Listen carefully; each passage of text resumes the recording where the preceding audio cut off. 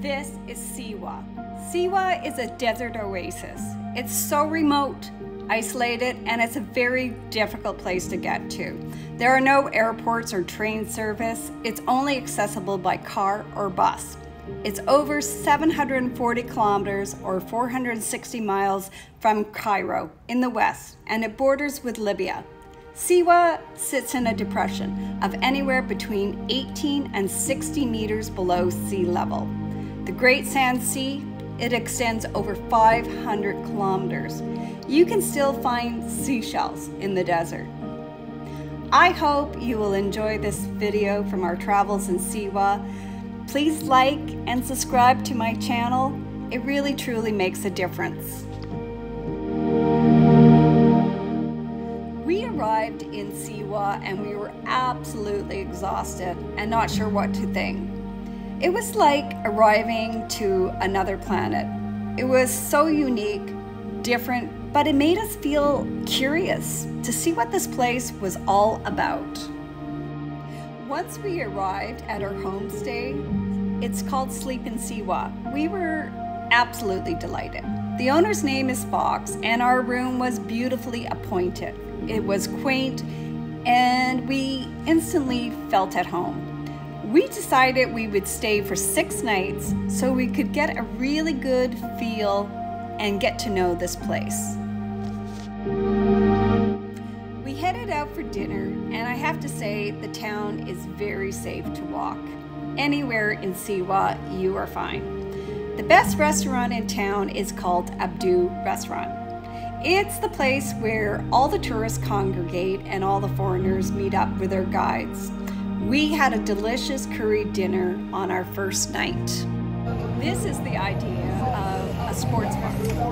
The town basically gathers to watch soccer or football on a great big TV in the middle of the street. Instead of having beer, we had ice cream bars. It was really quite a fun night. How much? Day 2, we walked over to Cleopatra's Pool. This is where Cleopatra used to sometimes bathe. It's also called the Antique Pool. This is not a travertine pool. According to legend, this artificially sculpted pool was a gift from Cleopatra's lover, Mark Antony. Now we're off to the Mountain of the Dead. This is an ancient burial ground of the Romans and the ancient Egyptians. These empty tombs are built like honeycomb in the mountain. At the top of the mountain, it's great to take in the panoramic views over the oasis. There is also a small kiosk at the bottom of the mount where you can pay an entrance fee, and this will allow you to enter some of the tombs. And some of them are beautifully painted inside. These were incredible. All the historic sites are walkable, including the town. The most famous Instagram pictures of the salt pools, they're a little further away, so we arranged a guide and transportation for that. We headed to the salt pools. This is in a remote area and it's quite barren. It's famous for these salt pools that you see all over Instagram. Here we slid into the pools and floated around. It's impossible to sink. It has the depth of 4 meters and the salt concentration is more than 95%. We spent an hour or so just floating, bobbing around, and then Yosef, he made us some tea.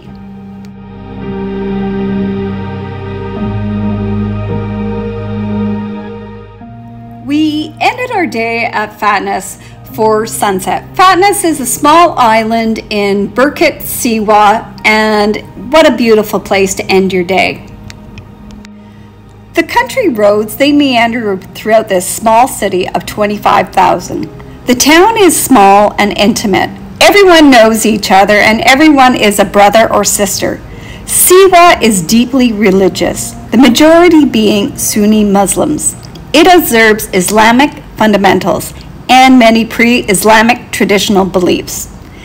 The women are fully veiled from the moment they marry. Foreigners are welcome and people here, they are just so curious about us too. Randy needed a haircut and I was able to just sit back and watch street life pass by slowly. We headed to the Temple of the Oracle. The temple complex is crumbling away, but you can still climb up through the mud brick building to the remains of the temple. You can sit on top where you can see the stone pillars and the carved reliefs. The temple was built in the 6th century and was dedicated to the god of Amun. The oracle of the temple was famous for being visited by Alexander the Great in 331 BC. After doing much of his conquering, he came here to consult with the oracle to confirm his legitimacy. The stories here in this small town are simply fascinating. The chalet fortress is part of the old fortified town of Siwa. It was built in the 13th century of mud brick mixed with salt rock, known as karshiv, which is then hardened by the sun. Originally, there was only one gate to this hill town. It was a way to protect the Siwa population from the nomadic raiders and control the admittance of any outsiders. In the 19th century, some of the families started to move away from their houses in the chalet. In 1926, a once-in-a-lifetime rainstorm reduced many of the houses to complete ruins. Now the chalet landscape is of crumbled and broken down walls, and you can walk through and see where the families used to live. We hiked up for sunset for the view. It was mind-blowing. Sitting at the top with the wind blowing, it seemed like an alien landscape from another planet. This is like nothing I have ever experienced.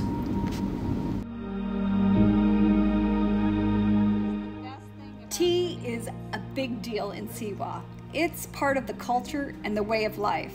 Yosef's brother Adele was our tour operator that helped coordinate our day at the salt pools, and he was coordinating a desert safari for us. Every day he would make us tea and he would share his Siwa stories, and he even showed Randy how to wear the head attire for Siwa, the Siwa way.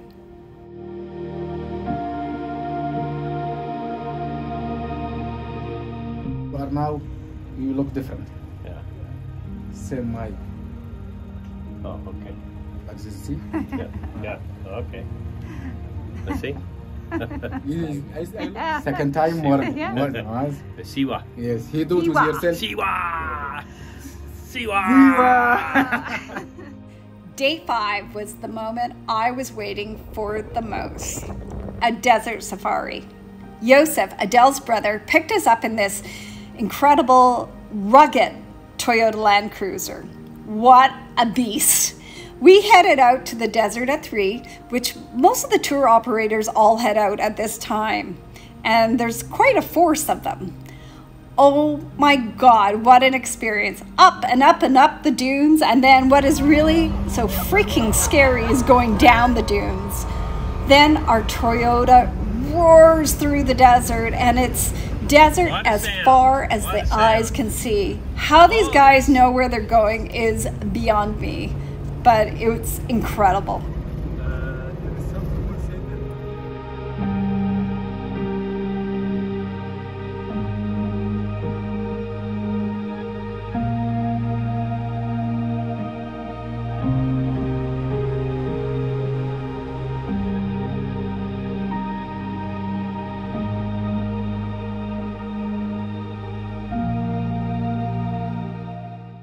We came to a stop, and now it was time to test out sandboarding skills.